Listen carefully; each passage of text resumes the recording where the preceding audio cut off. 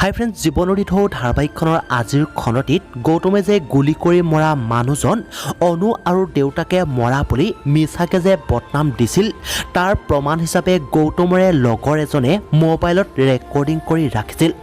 আৰু আজি সেইজনক ৰাহুল আৰু ৰাহুলৰ লগৰকেইটাই ধৰি সঁচা কথাটো নিজ মুখেৰে ক'বলৈ বাধ্য কৰাব। আৰু গৌতমক জেললৈ পঠিয়াবলৈ ইয়াতকৈ আৰু ডাঙৰ প্ৰমাণ নেলাগে বুলি সোনকালে মাতুৰ দেউতাকক পুলিচ মাতিবলৈ ক'ব।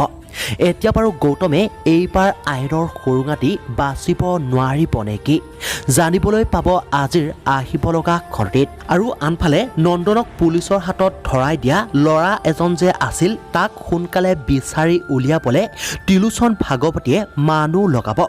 এতিয়া বাৰু ৰাহুলে সেই লগৰজনক ত্ৰিলোচন ভাগৱতীৰ পৰা বচাব পাৰিবনে? গতিকে এই সকলোবোৰ জানিবলৈ চাওক জীৱন নদী ঢৌ ধাৰাবাহিকখনৰ আজিৰ সম্পূৰ্ণ খনটি।